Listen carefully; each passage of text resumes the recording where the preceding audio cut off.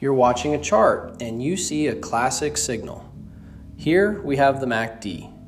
The book says that when the fast line crosses above the slow line, it's a buy signal. So you see the crossover, feel that rush of confidence, and jump into a long position. You're expecting the price to take off. But instead, this happens. The price chops around, gives you a flicker of hope, and then plummets, stopping you out for a loss. Frustrating, isn't it? You followed the rules.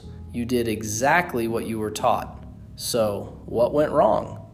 Let's try another one. The Relative Strength Index, or RSI. This is the go-to for finding overbought and oversold conditions. The rule is simple. When the RSI is above 70, the asset is overbought and due for a bounce. It's a sell signal. Here on this chart, the RSI has crossed above 70, a textbook signal. You sell, expecting a reversal, but the price just keeps on climbing.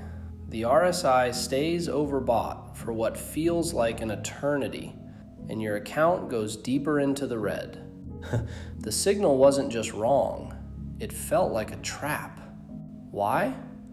Because an overbought signal is often useless in a strong uptrend. In fact, an indicator staying in the overbought zone for long periods is expected behavior in a strong uptrend, not a sign of a coming reversal. It was the right tool used in completely the wrong situation. So why does this happen over and over? The answer is simple, and it's the most important thing to understand about indicators. Each one of them is useful only in certain conditions, and all trading indicators are lagging. By their nature, they are reactive, not predictive. An indicator is just a math formula applied to past price data. The MACD is calculated from past moving averages. The RSI measures average price gains and losses over the last 14 candles. They are literally driving by looking only in the rearview mirror.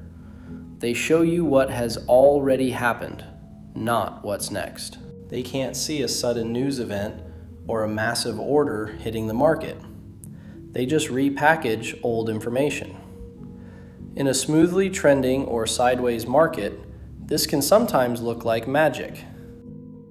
But when the market is choppy or trending hard, blindly following these lagging signals is a recipe for disaster. It's like trusting yesterday's weather report to decide if you need an umbrella today. It's a flawed strategy, and it's why so many traders get burned. So, should we just throw all our indicators in the trash? Delete the RSI and trade on a naked chart? No, that's not the answer either. We just need to completely change how we think about them. We have to stop using them as a crystal ball that tells us what to do. Instead, start using it as a simple confirmation filter. Think of an indicator as the last checkpoint in your trading plan, not the first. It's the final yes or no after you've already built a case for the trade based on what really matters, the price action. The indicator is not the reason to enter a trade. It's a tool to add a bit more confidence to a trade idea you already have. The secret isn't finding the perfect indicator or magic setting. The secret is learning to read the market first and letting the indicator serve you, not the other way around. This shift in perspective is the single biggest step toward trading with clarity. It's about going from a blind signal follower to a deliberate market analyst. This is where we turn that idea into a practical, step-by-step method. Instead of letting an indicator be your trigger, we're going to build a trading decision from the ground up, using the indicator as the final piece of the puzzle. This is the confirmation filter method, and it has 3 simple steps. Step 1, market structure first. Is the market trending up, down, or sideways? Your goal is to trade with the structure, not against it. Step 2, Find your area of interest. These are your key support and resistance levels, the zones where the market has reacted before. You don't take trades in the middle of nowhere. You wait for price to come to you. Step 3, confirmation only. Now, and only now, do you look at the indicator. Price is returning to resistance within a strong downtrend. RSI is climbing above 70, confirming that buyer's pressure is just running out, right where sellers are expected to step in. Price action tells you where, the indicator tells you when. That's confluence, and that is the key to high probability trading. In the earlier examples, the trader used the indicator as a crystal ball. Here, we act like detectives, building a case piece by piece. Look, I completely get it. Trying to actually learn trading on YouTube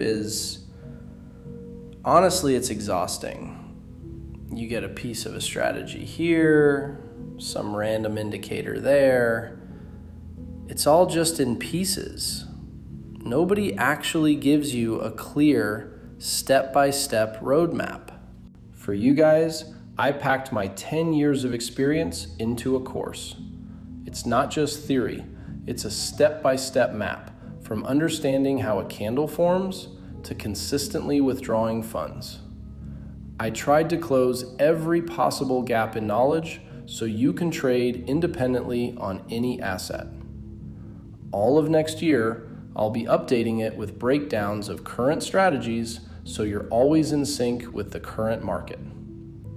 It's a complete ecosystem where anyone, from a busy worker to a complete beginner, can find their path to results.